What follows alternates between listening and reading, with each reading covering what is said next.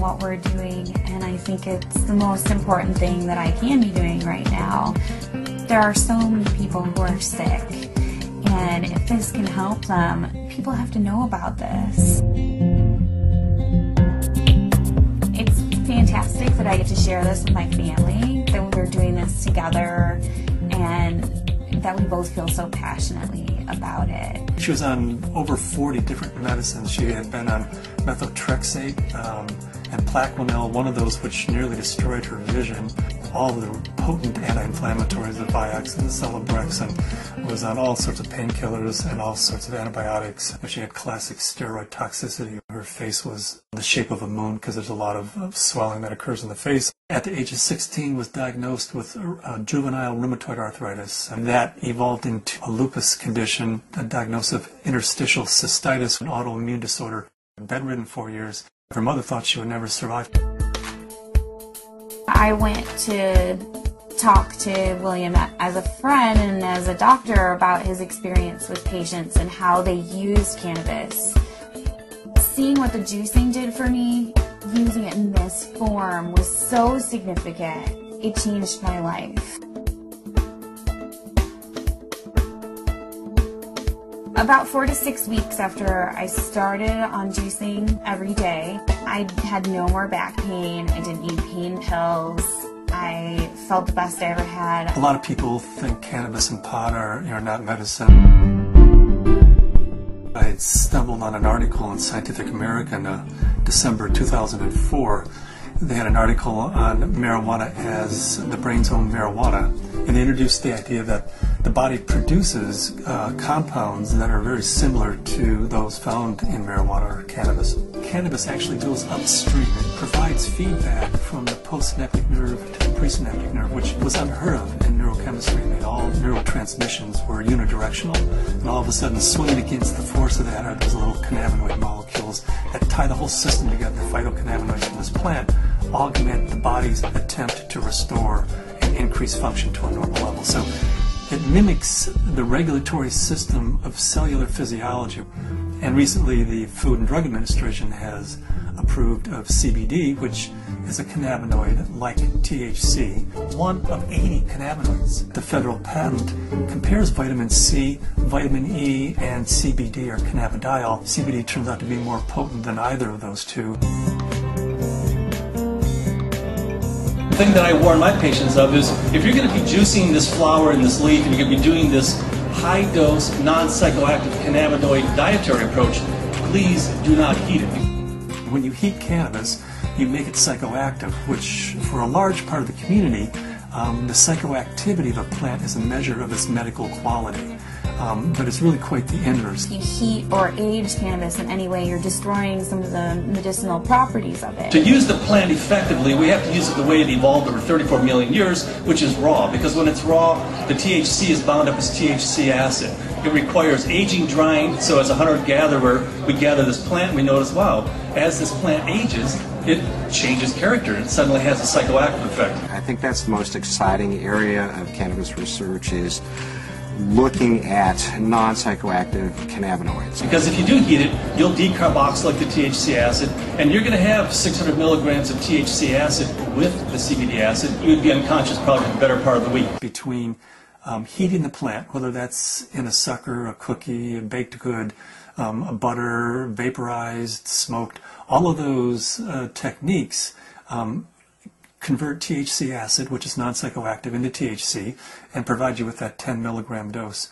But if you eat the plant raw, then THC acid is the way it's found in the plant. It's not psychoactive. The juicing allows you to get up to the 500 to 600 milligrams, which is 60 times more than you could tolerate if it was heated. This treatment is not psychoactive. People don't have to be stoned when they take it. They can take it and go to work. They can take it and play with their kids. It's hard for me to understand laws against something like green leaf therapy and to think that prednisone is legal. We're still fighting the stigma of marijuana back from the 20s, 30s, 40s, 50s. I was a prosecutor for 8 years in Mendocino County, so I know it from both as a defense attorney and as a prosecutor. The 1972 Controlled Substances Act said that marijuana has no medical value whatsoever. The federal government has a patent on its medical properties. The Food and Drug Administration has approved of it as investigative drug. I have not found the United States to be very open about cannabis research. In order to print an article in a peer-reviewed journal, you have to use cannabis that they have certified for your study. And there are physicians who have waited 3, 4, 5, 6 years, some even longer than that, to just get a sample. The federal government's been kind of schizophrenic in the way it looks at marijuana. It says it has no medical value under that act, but at the same time the federal government has been funding research in marijuana for years, for decades. And they've even patented certain strains of marijuana because they recognize it has that medical value. The California Narcotic Officers Association does not believe in medical marijuana. They believe it's all a big scam, and that's how they train law enforcement officers. Law enforcement is allowed to take a percentage of all assets that are forfeited and seized under the state and federal asset forfeiture law. So it takes the really enlightened and compassionate law enforcement officer to recognize that these medical marijuana laws are designed to protect patients. I was trained when someone had marijuana, you took them to jail. There wasn't a medicine use for marijuana. It's an illegal substance, and people went to jail for it. In 1996, California took a huge leap. I didn't support Proposition 215 because of the education I had, the experience I had, and what I had seen through the illegal marijuana gardens that I had seen throughout my career.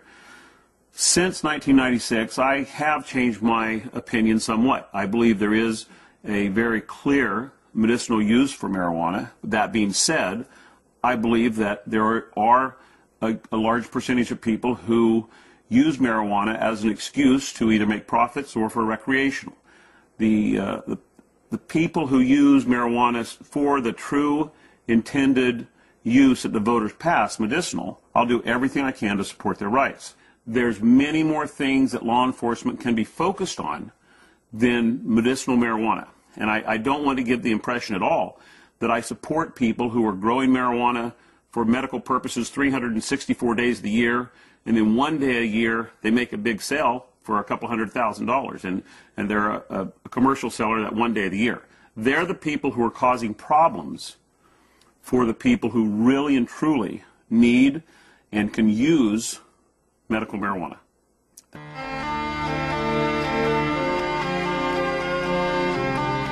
Terrifying, to be told as a parent that your child does have a tumor in her brain.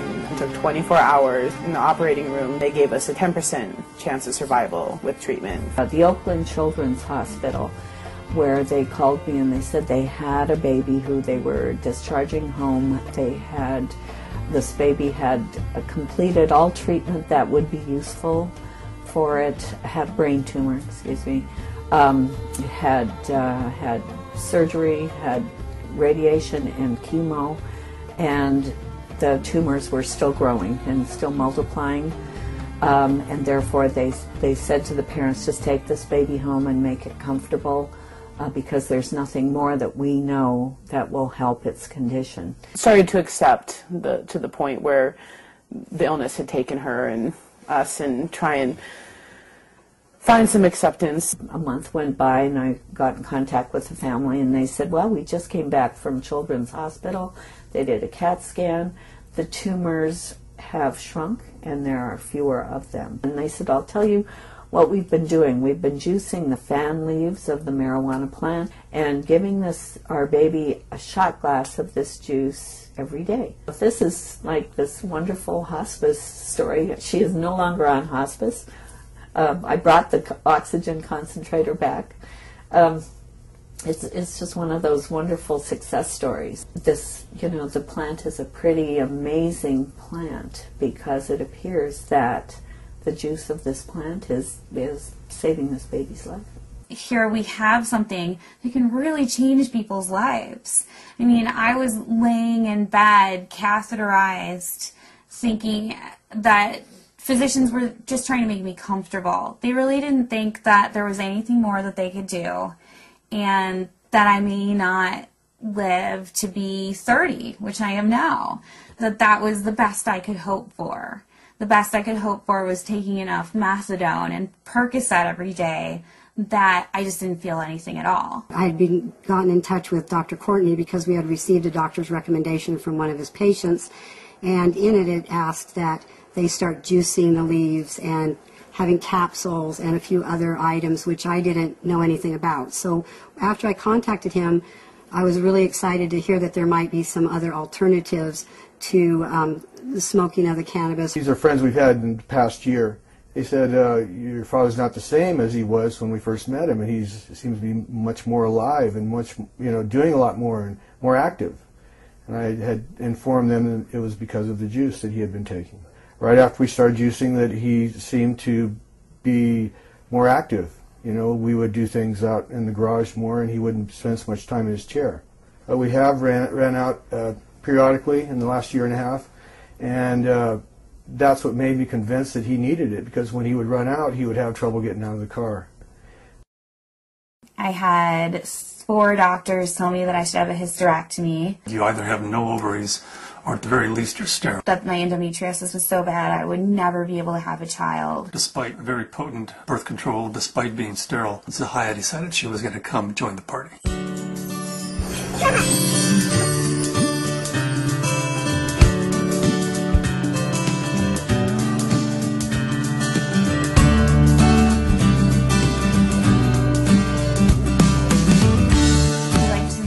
Ourselves by being extremely scientific, and people know that if they're going to come to us, they're going to have to go through a lot of hoops, but they're also going to get the most up-to-date scientific knowledge on this subject, and they're going to see a physician who's an expert in the field of non-psychoactive cannabinoids, and there are plenty of people that want that and are looking for that. We opened our 5th office in Luxembourg. Their government is really sympathetic and open. There's an international group studying autism and CBD in Luxembourg. There's a physician there who's writing cannabis scripts who's also a senator. And we've been working with him, Senator Columbera. The government may be actually funding experiments in a research center using cannabis, in large part because of Dr. Courtney's work with non-psychoactive cannabinoids and Senator Columbera's work with cancer patients. There are now facilities for testing plants, and there's been more progress made in the last 5 to 6 months. A new strain in from Spain called Cannatonic, 6.9% CBD. That's a 700% increase over Northern Lights, which is our previous high producer. I would like to find strains that have all of the cannabinoids present in an amount that's useful. I'd like to produce strains that are adapted to environment. In Luxembourg, we're producing thousands and thousands and pounds of seed, to raise the money to give away, a half a pound of seed, because if that person grows an acre of cannabis and feeds their family the proteins and their fatty acids, incredible food source, an incredible preventative medicine source, and an incredible therapeutic source, and at the same time, they're sucking 5 times as much CO2 out of the environment as an acre of trees. First, we have to change Convention Treaty Number 1, which was the convention that the UN put out in 1961 that says cannabis as a crime should be, if you have it, if you grow it, if it's in your possession, you should be in prison. That dogma has dominated the world.